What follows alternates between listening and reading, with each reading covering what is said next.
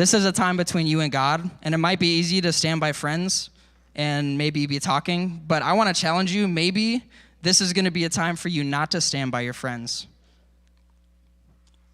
Does that challenge you enough? Yeah. Maybe this will be a time for you to find your own space and spend time with the Lord. And so we do have a call to worship tonight. I'm going to invite Elias up and give him your full attention and get ready to worship. Hi, I'm Elias. So I wanted to start off with a verse, Romans 12:1. Therefore, I urge you, brothers and sisters, in view of God's mercy, to offer your bodies as a living sacrifice, holy and pleasing to God. This is your true and proper worship. So basically, my takeaway from that is that we have the best possible relationship with God through worship, and we should submit ourselves to Him through that, and that our bodies are given to God in worship as a living and continuous response to Him. And it's kind of such a small thing to do to repay for everything He's done for us. So with that in mind, let's give Him our all in worship tonight. That's good.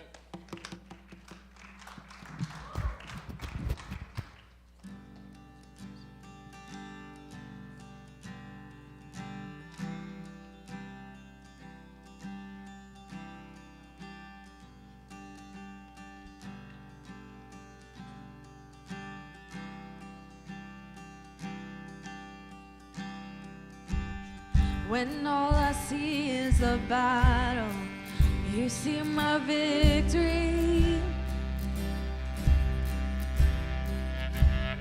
When all I see is a mountain, you see a mountain moved. And as I walk through the shadow, your love surrounds me.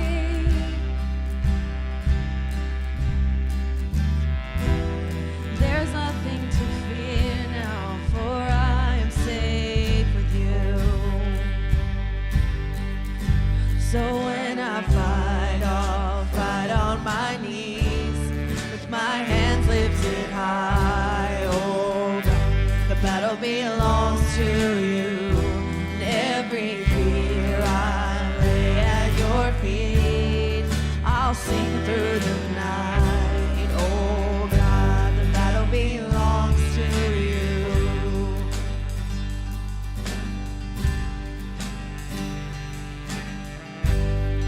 And if you are for me, who can be against me?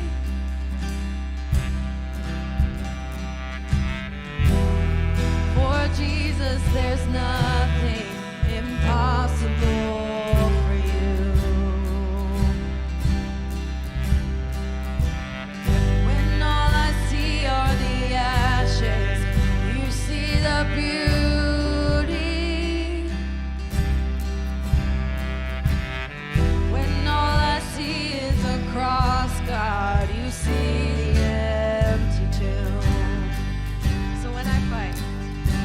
So when I fight, I'll fight on my knees, with my hands lifted high. Oh God, the battle belongs to you, and every fear I lay at your feet. I'll sing through the night. Oh God, the battle belongs to you.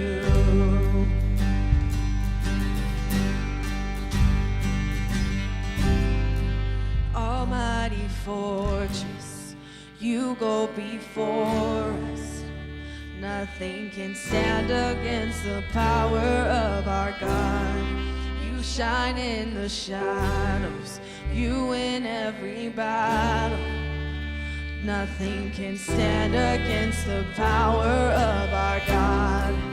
Almighty fortress, you go before us. Nothing can stand against the power of our God. You shine in the shadows, you win every battle. Nothing can stand against the power of our God. So when I'll fight on my knees, with my hands lifted high. Oh God, the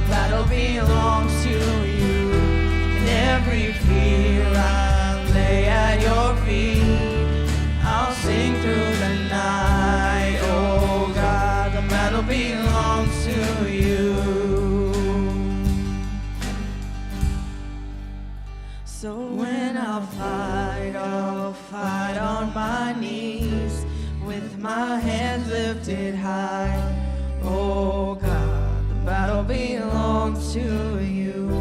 And every fear I lay at your feet. I'll sing through the night. Oh God, the battle belongs to you.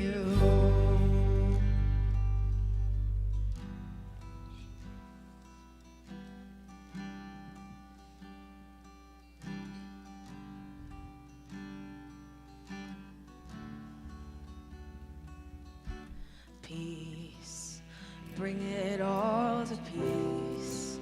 The storm surrounding me, let it break. At your name still, call the sea to still, the rage in me to still every wave. At your name, Jesus, Jesus, you make the darkness tremble. Jesus, Jesus, you silence fear. Jesus, Jesus, you make the darkness tremble. Jesus, Jesus. Breathe, call these bones to live, call these lungs to sing once again. I will praise Jesus, Jesus. You make the darkness tremble. Jesus, Jesus. You silence fear. Jesus, Jesus. You make the darkness tremble. Jesus, Jesus. Jesus, Jesus, you make the darkness tremble. Jesus, Jesus, you silence fear. Jesus, Jesus, you make the darkness tremble. Jesus, Jesus. Your name is a light that the shadows can't deny. Your name cannot be overcome. Your name is a light forever lifted high. Your name cannot be overcome. Jesus, Jesus, you make the darkness tremble. Jesus, Jesus, you silence fear. Oh, Jesus, Jesus, you make the darkness tremble. Jesus, Jesus, oh.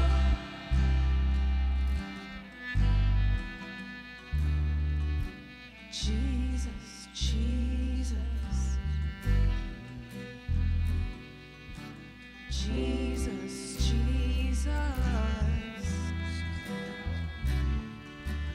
Jesus, Jesus, oh Jesus, Jesus, your name is a light that the shadows can't deny. Your name cannot be overcome. Your name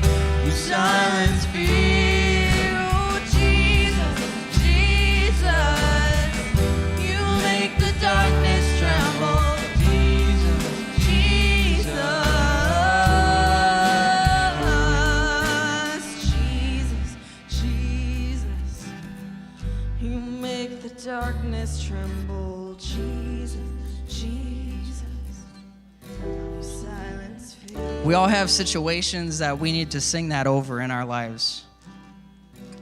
We all have a season we're in. We all have things going on in our life, things that are stressing, things that are pulling, things that are pushing.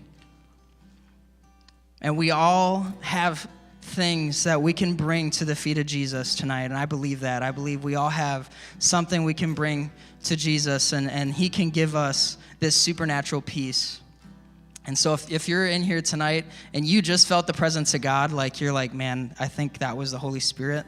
Or maybe you're like, I felt something. Well, it was the Holy Spirit. And God's just giving you his peace right now, and he's saying, hey, just bring it to me, whatever it is. Because God makes the darkness tremble. It's the most amazing, it's the most powerful thing. Never second guess God. Never forget God's in your corner. And that's just such an important message, such an important song for us to sing over what's going on in life. And so thank you, worship team, in leading us in that. We do have to move on with our night. We have an awesome night planned. So if you would take a seat, and as you do that, I'm going to be inviting Josh and Samara up to the stage.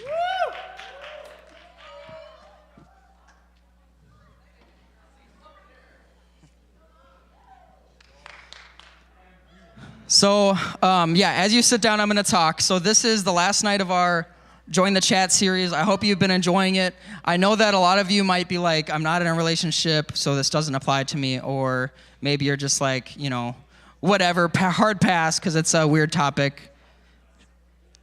Shh. You might be like, hard pass, weird topic, right? But this is an important conversation to have.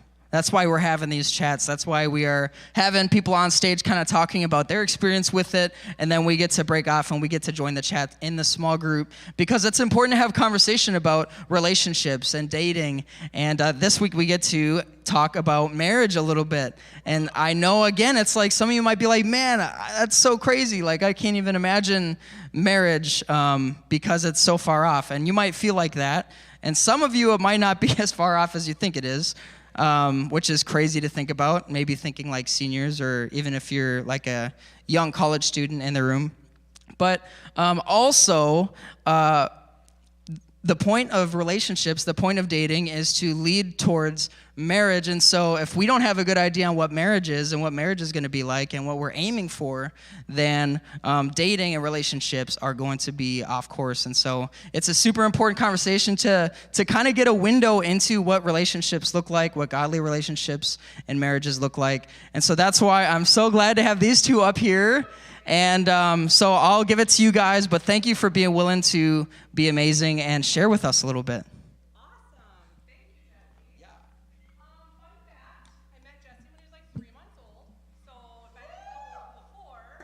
Old now, and it's fine.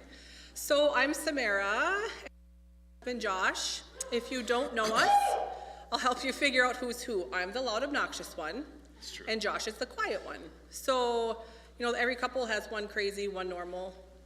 Crazy. Okay. Thank you, Candy, for cheering that on. Okay. Thank you, Ethan. So I've already given warning to our back row boys that they're not going to make fun or mock or rile each other up.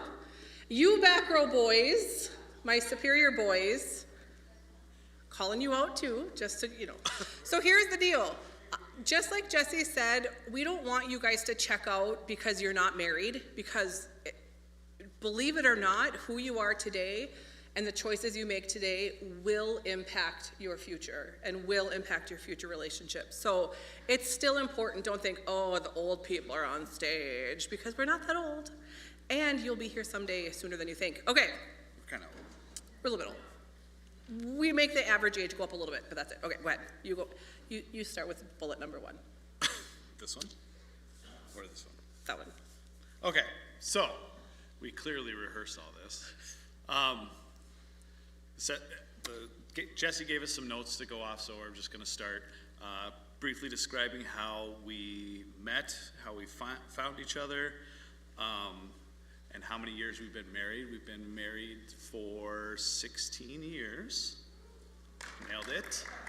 I didn't even know. I was And actually, we met online, which in 2022, not that big of a deal.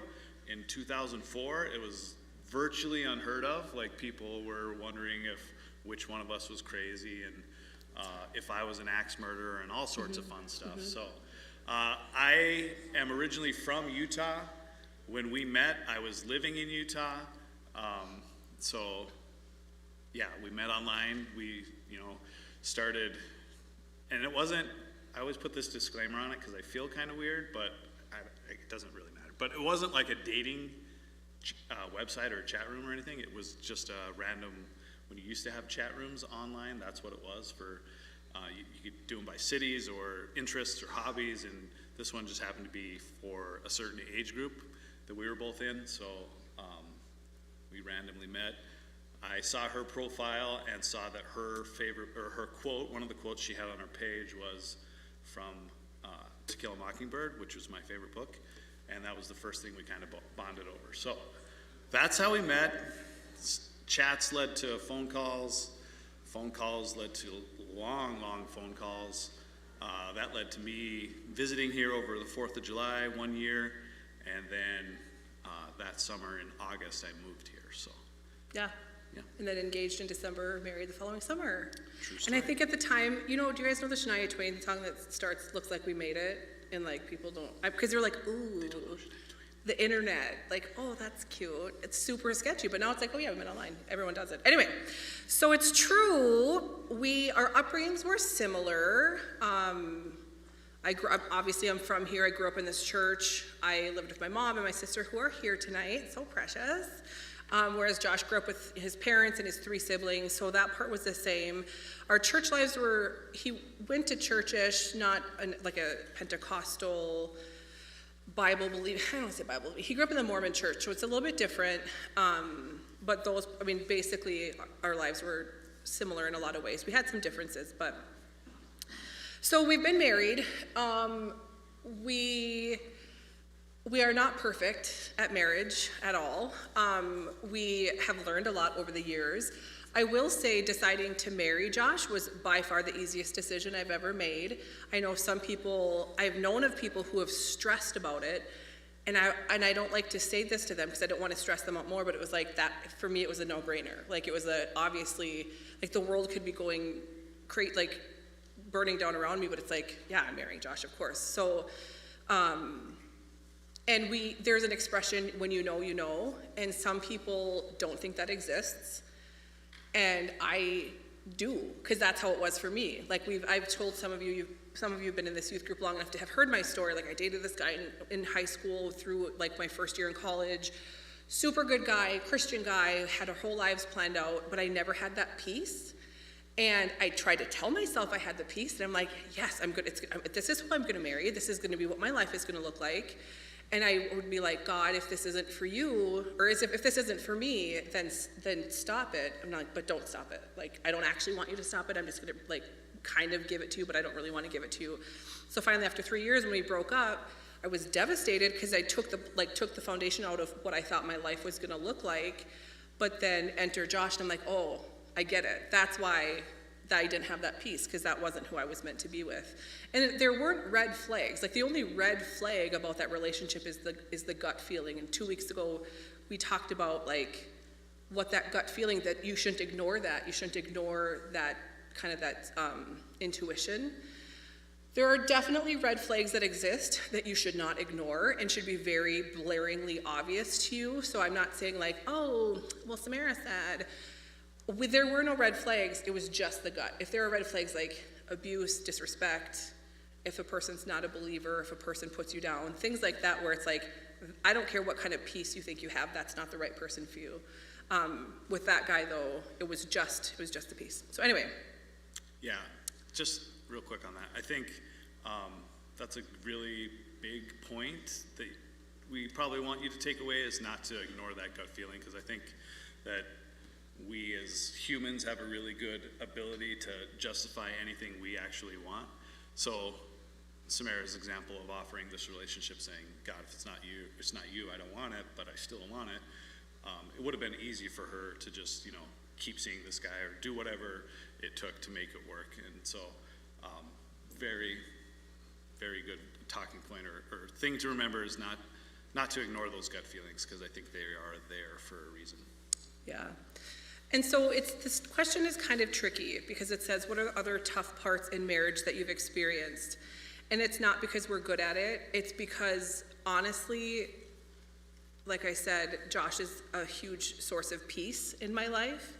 Like when prior to us having kids, we struggled to get pregnant, and it was like, I knew going into it that we'd probably struggle because I've got issues. And so when it came time and it was like, okay, all of my peers are having babies, and I so desperately wanted to be a mom, and it wasn't happening. It was devastating, but Josh is like a ridiculously good listener, and so I could always cry or vent or just talk it out, and he still to this day is a super good listener as long as he stays awake long enough, because sometimes It gets harder and harder every year. I'm like, dude, you're falling asleep. No, I'm not. I'm like, your eyes are literally closed. No, I'm fine. Anyway, that's literally how he sounds too. All guys sound like that. Yes. So there's definitely tough things. Like, we've gone through really tough financial times. We both have been blessed with good jobs. At the beginning, I was 8 years into one job, and then I quit, took a different position, which I'm currently with. But at the time that I quit, there was a big financial gap between what I had been making and what I was making, so that was difficult. But it didn't make it hard. It wasn't hard to be married to Josh through that. Like, it was still okay because he was my peace and he was my soft place to land. Keeping in mind that once Josh moved here, we attended this church together, so we did all, the Sunday mornings and the classes, and so I think it was easy because Josh was my person. But beyond that, and more importantly than that, we were rooted in a common ground of loving the Lord and like wanting our lives to be built upon that. So when I say Josh was my peace, I don't say like he's more important to me than Jesus. I think that he was given to me by Jesus. And you can start to say nice things about me too. I'm like, Josh is so amazing. And he's like, anyway, carrying on. You're the loud ones. That's true. Okay. So there are definitely tough times. There's things that can draw wedges in between couples or families, things like politics, especially nowadays, religious beliefs, religious decisions, how to raise kids, finances, job security. Like I said, we've been blessed to have stable jobs. That's not always the feasible. Even just coming down to the basics of how you talk to each other. How if your spouse likes to make fun of you, but you're really sensitive, those can be tough things. And it might sound petty, but it's true. It can be very destructive in a relationship if you've got kind of conflicting personalities in that way. Yeah, I think in any relationship, but especially a marriage relationship, each person comes into it with their own expectations, and we're all kind of just a reflection of our experiences and what we've been through. So I think that, it's probably almost cliche at this point, but communication is the number one, I think, attribute of a successful marriage. Even, it could be something that might sound frivolous or not a big deal, like the way you do the dishes or something stupid like that, but if you don't talk about these things, then you can't move past them. If I don't know she's expecting me to behave in one way, I can't meet that expectation, or we can't come to an agreement on some sort of middle ground if we don't talk about it. And if you don't talk about it, then it's easy to harbor bitterness or get crabby or naggy at the other one. So I think communication is key. Yeah. We could have a whole separate session, I think, series on communication, because it is so important. Even now to this day, we'll be I'll be not mad, but annoyed because something did happen, and Josh will say to me did you communicate? Did you explain that was your expectation? And some of it I'm like, well, kind of thought you'd know, but some of it I'm like, yeah, no, I didn't, and that's my bad. As we were going over these talking points, one of the things we're this was us in the van. I'm like, okay, marriage is meant to be romantic, but do you think movies exaggerate or over-romanticize marriage? how so? And Josh was like, yes. And I was in the same boat, 100%. Why don't you take the lead on that conversation? Sure, yeah. I just think that, another side conversation or sermon series we could have is about the influence of media and the things that we're constantly surrounded with. You guys, at your age, way more than any time probably in human history, and certainly more than us at your age. So I think TV shows and movies are super good about painting this portrait of, the fairy tale whirlwind romance, and that everything's going to be great. And if you find your true Prince Charming, that your life is fairy tales and harp music and pony rides and just the greatest thing ever. But the reality is that she's still human, and I'm certainly still human, and with that comes all sorts of flaws and just things that they don't really show you, right? They don't show you, arguing over her stealing the covers, or me getting like this much of the bed to sleep on at night, which actually does happen. Those things aren't shown, and so I think everybody goes into, or it's easy to go into a relationship or a marriage these days with this idea that it's going to be perfect, and when that's not met, it could be a very harsh slap in the face of like, oh, what the crap, what's going on here. Yeah, and I think, and I am sure, well, I won't assume. I suspect that there's a large culture of beauty that exists, especially for you young people, on social media, like some of these filters that you see where everything's beautiful, or we only post the good-looking pictures, heck, even for us, we take family pictures every fall, and I'm not posting the bad ones. I'm not posting the ones where kids are crying because they've, they haven't, nobody's cried in a while, but the point is even relationships, if you were to go through TikTok or Instagram and you'd see like celebrities or even just influencers who are they're beautiful people in these beautiful relationships, but you don't know the reality of it. So you, as a young person, might see, well, I should be beautiful, and my boyfriend or girlfriend should be beautiful, and everything about this is going to be beautiful. Well, let me tell you something. Makeup washes off, hair gets messy, bodily functions happen. All these things take away the beauty of these romantic movies and these TV shows where everyone's so precious. And if I counted on one hand how many times I brush my hair in the week, it wouldn't get very high, because I work from home, so it doesn't. It's not 5. And maybe I should. I'm not saying let yourself go. I'm just saying I work from home, and so it doesn't really matter. I rarely get out of my pajamas. It's fine. But anyway, my point is, real life hits, and that fairy tale, that beautiful, Instagram-worthy life isn't reality anymore. And the same thing, and I think we are going to talk about that in breakout groups. Like the same even goes for like intimacy and like, a perfect kiss and a perfect, fill in the blank of all the things that happen between married couples. And that's not reality either. It's not just like this beautiful, like I read that Travis Scott like filled Kylie Jenner's house with rose petals. It ain't gonna happen, folks. They have people who do that and clean up after them. And if that's gonna be your expectation, you'll probably end up disappointed. Is that Travis Scott? Is that who's with Kylie? Okay. That's Claire. So marriage takes work. I see posts that are like, it takes a lot of work. And if you marry the right person, it doesn't feel like work. Like I love being married to Josh. And so it's not like, I'm gonna make this, so it's not like that for us, but that's because God blessed us and we also give it back to him. But you hear this a lot, I'm sure, that love is not just a feeling. And so if you're stuck in thinking, oh, I'm so in love, it's so much more than that. I kind of equate it to respect.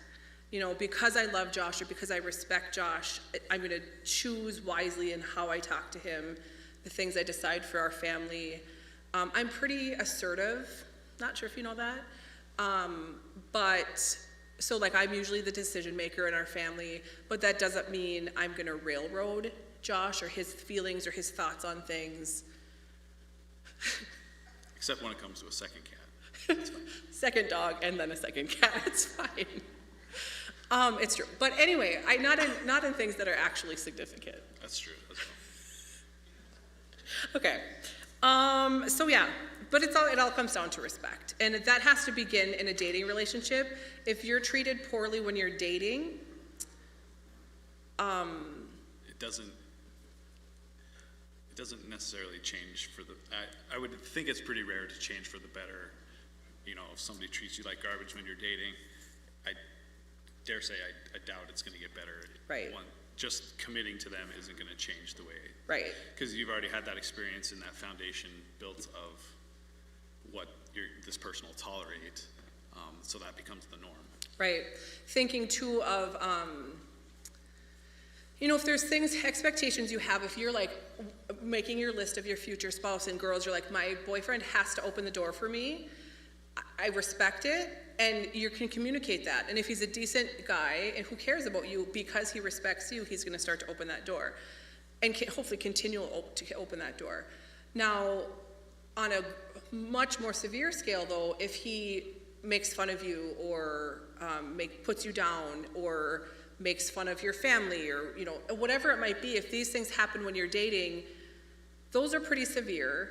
And once you're married, you lose that that need to impress. Like when you're dating, you want everything to be perfect and you want to be on your best behavior, but then eventually your spouse becomes the person you're most comfortable with. And if you think about it, the people you're most comfortable with get you at your rawest. So like, I might be like, hi everybody, welcome to Momentum, and then I get in the car and like, what the crap, Josh, and like scream, and I don't usually talk like that because I'm really gentle, but he will get the worst of me because he's the one who's closest to me. Think about like your siblings. You're probably much meaner to your siblings than you are your friends because they know you at your rawest. So same thing with your spouse. So if you're dating somebody who treats you poorly, chances are they're not going to treat you better once they're even more comfortable with you. So, complimenting each other. In what two ways do you compliment each other? We kind of talked about it. I'm loud, he's quiet. And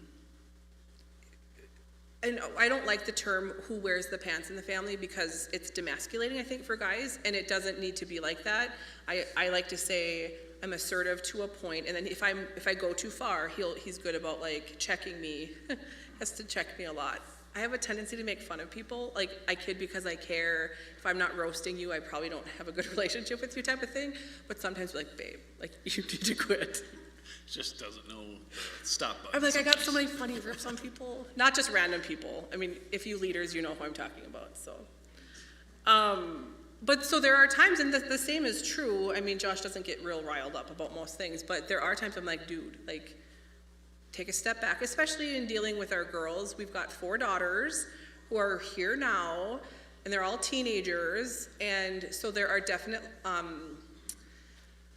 teenage girls with their dads can be a complicated relationship, as can teenage girls with their moms, but poor Josh is really outnumbered. I mean, heck, now we have 3 female pets even, so it's fine. So there are times where I try to help charter those waters for him, so. But seriously, I can't express enough how important it is to respect each other. So the things that I say and the things that I do out of respect. And there are times if I'm really rude or I say something really bratty, I'm like, yeah, that didn't feel good. Like, that felt really, really awful, because it's like, this is my person, and I shouldn't treat him so poorly, which I don't think I do a lot. No. Okay, appreciate that. Having kids, the highs and the amazingness of it, we love it. Like I said, we struggled to get pregnant, so it was 1.5 years of like infertility treatments, didn't think it was gonna happen, praying desperately for God to provide that, and he did, and we're super grateful. Our heart goes out to those who still struggle or who do struggle with infertility, because it's it's a tough road. But like I said, we now have 4 kids, and it's a huge blessing for sure. Okay, so what do you think is the balance between being your own person, having your own interests and time to yourself, and also being a united team in marriage? Yeah, I think when we were kind of talking about this yesterday, was one of the points we really wanted to emphasize was I'm just checking the schedule. I'm really not scrolling on my phone, I promise. there is a time for, of course, my first commitment is always to her and to our family, but there are still things that I enjoy or get enjoyment out of that she has no interest in, and that is totally okay. She alluded to, it all comes down to respect, and she's very good about if there's something that I want to do, she's not only okay with it, but she's very encouraging of it. Like I said, my family's all still in Utah, and just a couple weeks ago, I went there to just hang out and visit them for 4 or 5 days. And when I initially brought it up to her, she's like, "Oh yeah, of course, no question, you should go." So, and I think we're both really good at that. If she wants to go out to dinner with her girls and or whatever, it just comes down to respecting that person is still an individual, still has interests that maybe you don't share, and that's okay. So I think we're really good about allowing each other to have those times, even though it, when I'm gone, it means more work for her and vice versa. So I think there's definitely a balance there. Of course, I'm not going to be taking trips, multiple times a month and going out every night to hang out with, whoever. But my first obligation is to her and to our girls, but secondarily, if there are times when one of us needs a break and just needs to get away for a little bit, that's totally okay, and it should be. I think your partner should be okay with that. Yeah, there are even times when we're all at home and it's maybe just been a rough day for one of us. It'll be like, we're pretty good about saying dude, just go to bed. Because the bedtime process is different when kids are younger. It's not so much an issue now, but when it was younger, that was a good 20-25 minutes of brushing teeth and bathroom and pajamas and blah, blah, blah. So sometimes we'd be like, dude, just go to bed. You're fine. I can tell you're struggling. Here's the other thing though. Josh and I are very compatible when it comes to interests. So we could hang out at home, all of us watching TV together or playing games, or we normally have to force ourselves to play games because I hate Clue and the kids don't play Clue or whatever. But we like to do similar things. It's I know there are couples who are very extreme and have very extreme different interests, and I think what works for them is awesome. I will say though, it probably causes more struggle than they probably let on. If I think of people who, if they have a hobby that takes them away from the family a lot or away from each other a lot, and maybe the other half is fine with it, but I think for us it would be really hard because we do life together 99% of the time. It's not like Josh is, I don't want to hate on hunting or fishing or whatever, because I think those are awesome hobbies both for men and women, but it would be really hard for me, especially as we were raising young kids, if he were an avid 9 months out of the year hunter and I'm home raising the kids by myself, or vice versa if I were into, I don't know, I work from home, I barely leave, so I can't really think of an example that would take me away for that much. But it helps if you marry somebody whose life complements yours. You don't have to have the exact same interests. I mean, if that were the case, we never would have gotten together, because if I never watch football again in my life, I'm fine. I'm totally fine, or whatever. So you don't have to do everything together always, it's not like I take Josh when I go out to dinner with the girls. That's weird.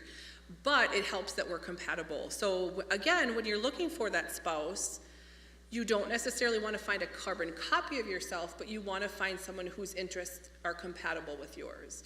If you're a homebody, it probably would help if you found a homebody. If you're super adventurous and you're like, I need to find a new hiking trail once a week, find somebody who would enjoy that. We wouldn't be hikers. We're no, we're good. If you want 4 pets, find somebody who will at least tolerate your 4 pets. You don't. It He doesn't have to love them, but he just has to tolerate them. So it's important. So like I said, just because you're a teenager now and you think, well, I'm not getting married, and maybe you're thinking, I'm not getting married until I'm out of college, and then I'll be, it's like still 15 years down the road. What you do now and what you choose now and who you are now will impact that. Every decision you make can be baggage, and it can be a good baggage or a burden, burden. Same thing with your relationships.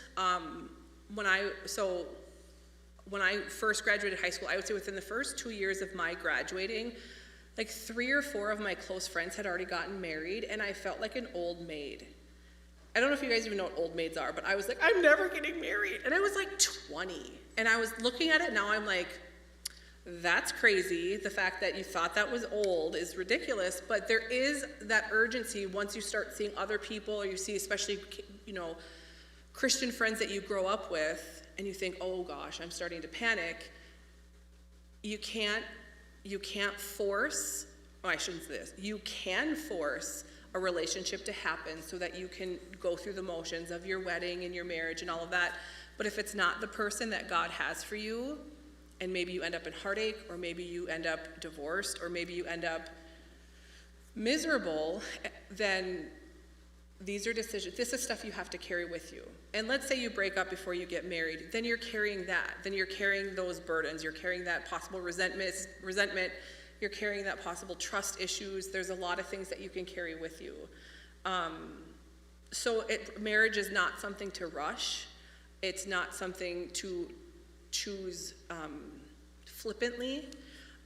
Like I said, we were very blessed that we knew that this was who God had for us. Not every personality is even like that. Some people are like overthinkers, or maybe more methodical. They're maybe a little bit more, they just need it to be a little bit more clear cut and concise. Whereas with us, it was just, anyway. So if that's you, don't rush it. You can force a relationship that shouldn't happen, but it will only cause pain, maybe not immediately, but eventually. I will say this though, no matter who you marry, and even if you look at it a year into it and be like, this wasn't the right person, God can bless it, and God will bless it, and God will make things right. We learn about how God makes things good for those who love him. So if you're married if you feel, again, these are feelings, which is not necessarily spiritual. Sometimes because we're humans, we feel. Sometimes we might feel like this marriage isn't working, or this relationship or this season of life isn't the one that we want, but God is a God of goodness and of provision, and he can make that right. And he will bless it. So we're grateful that you people you let us be a part of your lives. We are, like we talked about, we are kind of the older of the leaders, and I hope we don't make it uncool. I probably do. I'm okay with that. I own that. Kind of like what Nathan Fury said, it's not that you're too much, it's that you're, I don't know. It was so adorable, and it was so true. It was the most Nathan thing ever. It was. But so we super appreciate it, and we are always here for you, and we don't just talk about marriage. We talk about, if you want, we are here to talk, as is Jesse and all of us other leaders. So thank you guys for listening and for letting us share in your lives. Can you hear me through the mic? I was trying to get. Cool. Thank you so much for sharing. First of all, you guys are amazing. Everybody give them a good clap. There's like 3 people clapping. So I took a few words that I felt like were repeated a good amount, and so they're important. So one, I felt like respect. That's important, respect for each other. Something you said, Samara, I thought stood out, that you said you kind of equate love with respect. Like you might not feel this overwhelming, giddy love feeling, but the decisions you make as a married person are kind of based on the respect and love that you have for Josh, which I think that's a cool way of thinking about it, instead of thinking of it as based off feelings. The second one, communication, super, super important. Brittany and I always have that conversation of like, I didn't realize that's what you were looking for, or that's what you wanted, and so kind of having that open discussion about things, because a lot of times conversations get cut off, or expectations aren't met, which is actually the third word, which is expectations. And expectations, we have expectations kind of for life subconsciously for a lot of things, but on many levels, even for marriage, we have subconscious expectations, like what Josh said, through the media that we pay attention to, or even your own family, maybe your own family's marriage. You're like, oh, if that's what marriage is like, then, maybe I don't want it. Or, if you have a bad experience with that. So expectation is a really important one, because it's like the way we set ourselves up for things, and expectation can actually kind of be our downfall. And that's why I think it's important to really look to the Bible, look to solid Christian couples that that have built their relationship on Jesus, and kind of get to see what biblical expectations for marriage are. And so we're glad to have you guys. I had a question for you, though, if you don't mind.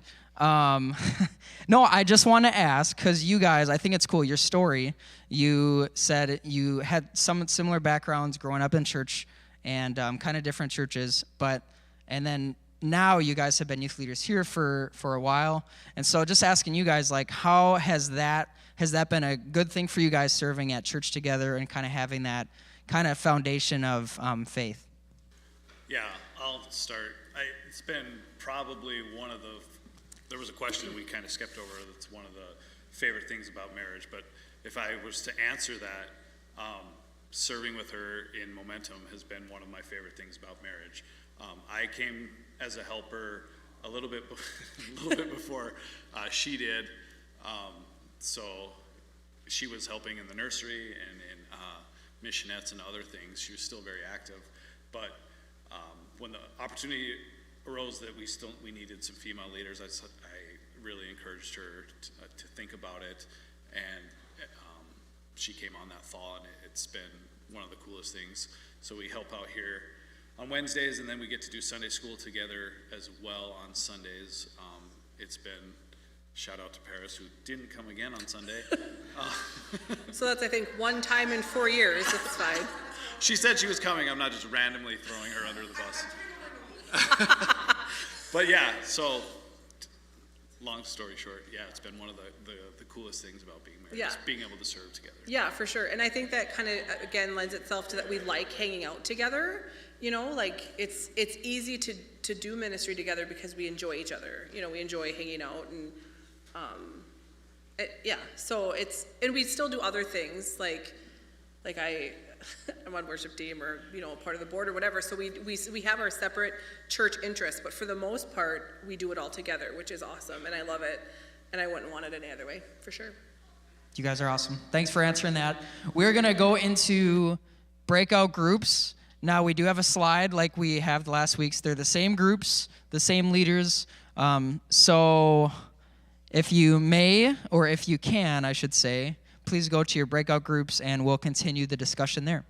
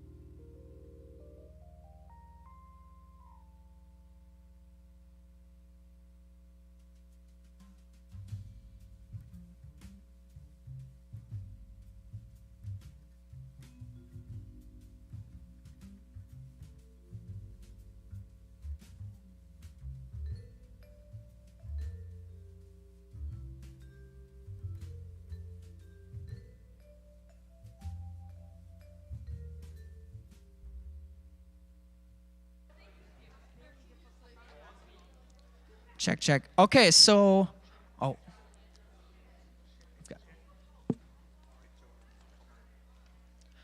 right, so we're going to end with one song.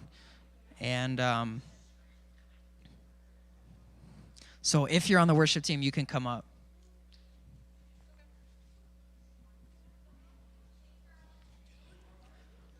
Awesome. All right. So all the groups are done. We're just going to gather. If you have to leave, I know it's a little bit past 8, so you can head out if you gotta go. But we just ask that you try to be quiet if you're in the foyer. But we have one last song. The worship team, I heard them practice it, and it was so good. And I was just like, man, we gotta do this song. So if you would, come up to the front, get ready to worship. One last song, get hype with Candy, and it's going to be super good. But I hope that you guys have enjoyed this series. I hope that it's been something that kind of has got you thinking. Maybe it stirred your heart a little bit, or maybe you've had to look at your expectations for relationships and marriage and kind of tweak some things and look at what the Bible says about it. But I hope, and one thing that I encourage my group with is if there's been some things that stick out to you, and maybe in the small group, something you've heard said or something on the stage, take out your phone, put some notes in it. Take some notes, because when you take notes about something, it just kind of sticks in your brain, and it helps you think about it later. So, yeah, it helps you not forget. So we're going to go into worship, and then we'll finish out the night. Let's go.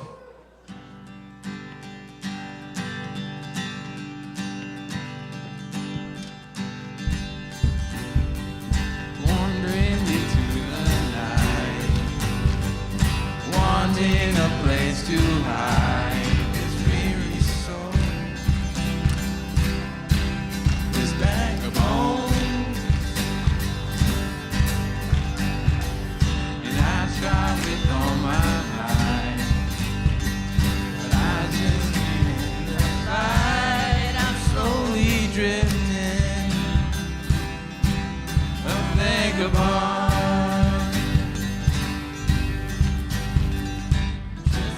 I ran out of road, met a man I didn't know. He told me that I was not alone. Picked me up, turned me around, and my feet on solid ground. I thank the Master, I thank the Savior, 'cause He healed my broken heart. I'm not the same. I thank the Master, I thank the Savior, I thank God. I cannot count what I see. God knows to leave my doubts away. I cast in the wind.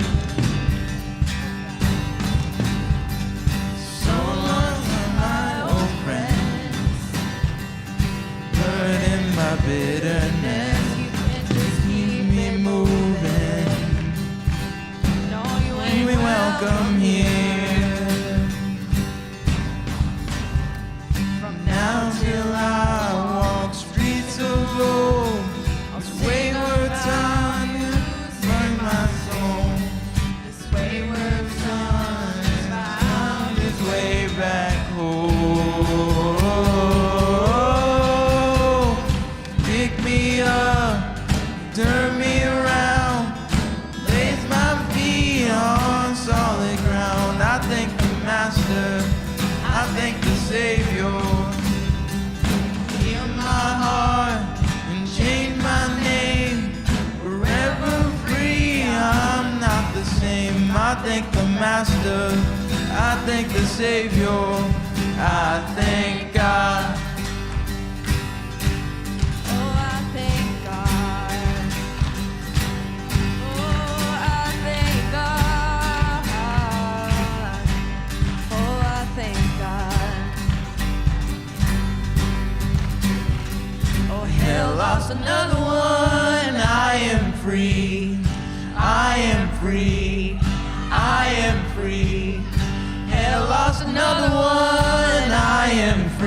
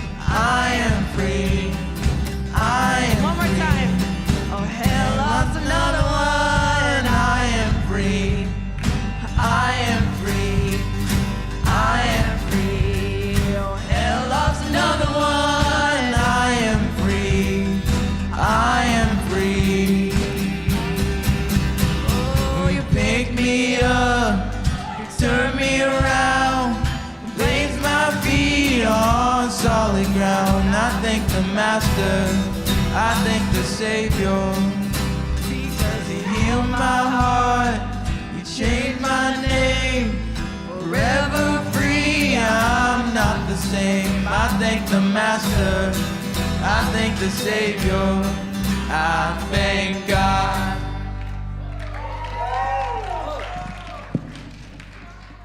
Awesome. Thank you, worship team. Everybody give it up for the worship team. You guys rock. All right. Thank you guys for coming tonight. I hope you guys have enjoyed the series. We love you. Reach out to us if you ever need anything. And remember, this Saturday is Worship Workshop, Girls of Glory, Connect Groups on Sunday. Love you guys. Best night of the week.